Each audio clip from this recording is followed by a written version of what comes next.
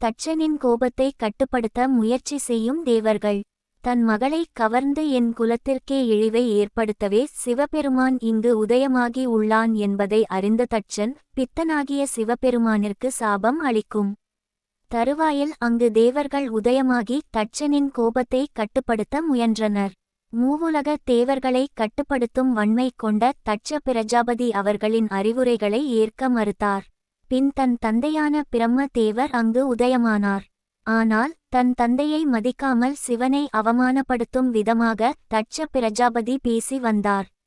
தாட்சாயணி தேவியை கவர்ந்த சிவபெருமான் தான் வாழும் இடமான கைலாய மலைக்கு அழைத்து சென்றார். அங்கு சிவபெருமானுக்கும் தாட்சாயணி தேவிக்கும் சிவபெருமானின் வாழ்விடத்தில் திருமணம் நடைபெற்றது. சிவனுக்கும் தாட்சாயணி தேவிக்கும் திருமணம் நிகழும் அந்த கண்கொள்ளா காட்சியை பிரம்மாவும் விஷ்ணுவும் தன் மனைவிகளுடன் வந்து தரிசித்து சென்றனர்.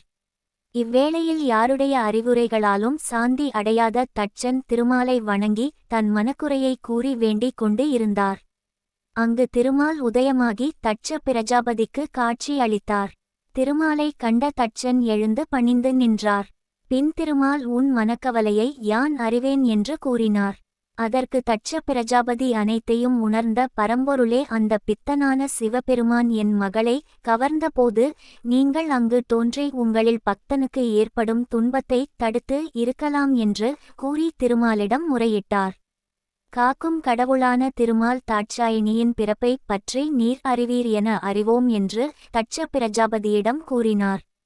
உண்மையை அறிந்த நீர் அதை நடக்கா வண்ணம் இருக்க எவ்வளவு முயன்றாலும் அது முடியாது.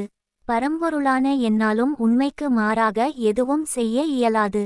உன் தந்தையான பிரம்ம தேவரின் அறிவுரைகளை ஏற்காமல் நீர் இழைத்த பிழையாலே இந்நிகழ்வானது அரங்கேறியது. ஆணவம் இன்றி உன் மகளான தாட்சாயினி தேவியை சிவபெருமானுக்கு மனம் முடித்து கொடுத்து இருந்தால் இந்நிகழ்வானது அரங்கேறாமல் இருந்திருக்கும் என கூறினார். தான் அன்புடனும் பக்தியுடனும் வணங்கும் திருமாலிடமிருந்து உதிர்ந்த வார்த்தைகளால் எதையும் அவமோதித்து பேச இயலாமல் அமைதியாக நின்றார் பிரஜாபதியான தட்சன்.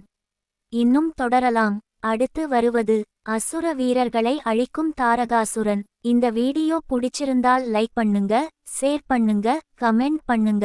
மறக்காக இந்த சேனலை சப்ஸ்கிரைப் பண்ணிக்கோங்க. பெல் பட்டனில் ஆல் என்று செலக்ட் செய்து வைத்துக்கொள்ளுங்கள். அப்பதான் நான் அடுத்தடுத்து போடும் வீடியோக்கள் உங்கள் நோட்டிபிகேஷன்ல வரும். நன்றி, வணக்கம்.